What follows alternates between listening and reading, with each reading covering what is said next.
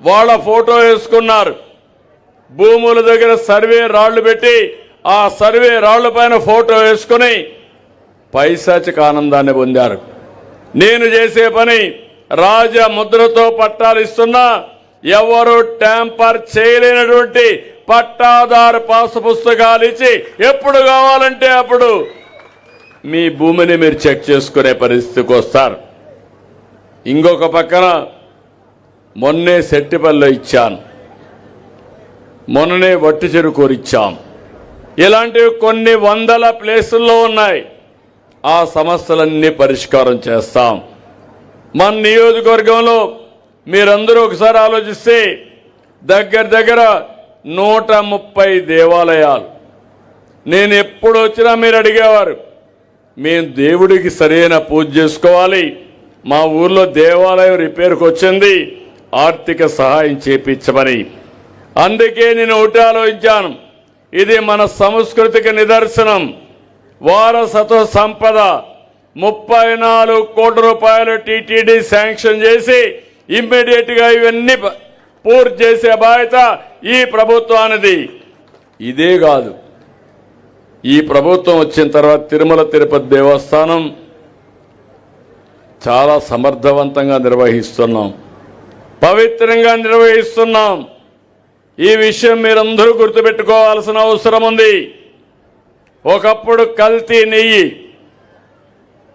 అక్కడి నుంచి ప్రసాదాలు తయారు చేయడం, దేవునికి నైవేద్యాలు ఇవ్వడం, దేవుణ్ణి అప్రతిష్ఠ చేయడం ఇవన్నీ చేశారు.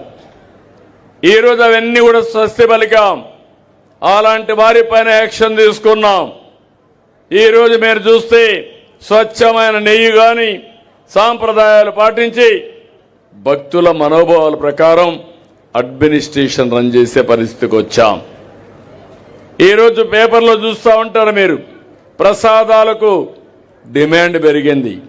ఒకప్పుడు ప్రసాదం తినాలంటే ఇష్టపడేవాళ్ళు కాదు. ఇలాంటివి అరాచకమైన విషయాలు హిందూ మతం పైన కూడా ప్రారంభించే పరిస్థితికి వచ్చారు. నేను ఎప్పుడో ఒకటి ఆలోచిస్తున్నాను, అన్ని మతాలను గౌరవించాలి. ఏ మతం పైన దాడులు చేయడం కానీ విశ్వాసాలు పోగొట్టడం కానీ కరెక్ట్ కాదని చెప్పి కూడా నేను మీకు తెలియజేస్తున్నా. ఇంకొక పక్క మన నియోజకవర్గం 5 సంవత్సరాలు రాష్ట్రాన్ని విధ్వంసం చేశారు. మన నియోజకవర్గం పైన కక్ష కట్టారు. ఆ రోజు మీరు చూశారు, ఇక్కడే హంద్రి నీవా నీళ్లు తెచ్చామని సినిమా సెట్టింగ్లు పెట్టారు. ట్రాక్టర్లో నీళ్లు తెచ్చి అక్కడ పోసి నీళ్లు వచ్చేసాయి, హంద్రి నీవా వచ్చేసింది అని మాయ మాటలు చెప్పి హెలికాప్టర్ ఎక్కితే నీళ్లు ఇంకిపోతే మన వాళ్ళు పోయి కాలువల్లో దిగి వాళ్ళు చేసిన అరాచకాన్ని ఎక్స్పోజ్ చేసే పరిస్థితికి వచ్చారు. అంటే ఎలాంటి వ్యక్తులో మీరు ఒకసారి గుర్తుపెట్టుకోవాలి. నేను చాలాసార్లు చూశాను, కుప్పం నియోజకవర్గం ప్రశాంతతకు మారు పేరు. నేను ఒకప్పుడు మీ అందరికీ చెప్పేవాడిని, మన నియోజకవర్గంలో పోలీస్ స్టేషన్లు ఉండకుండా ఉంటే మంచిది, కోర్టు కూడా లేకుంటే మంచిది. ఎప్పుడైతే ఎవరైతే కోర్టు పక్ష అయితే, పోలీస్ స్టేషన్ పక్ష అయితే ఇంకా మన జీవితాలు బాగుపడవు.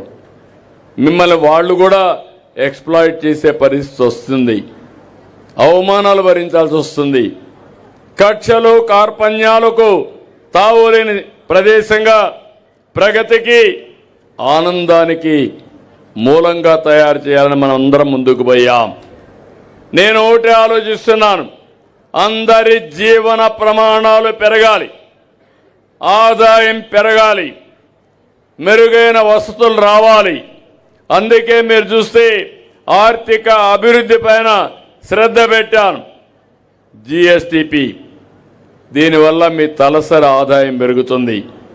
మొన్నటి వరకు మన నియోజకవర్గం 1,59,000 రూపాయలు తలసరి ఆదాయం అయితే ఈరోజు 2,14,000 వచ్చింది, 35% పెరిగింది.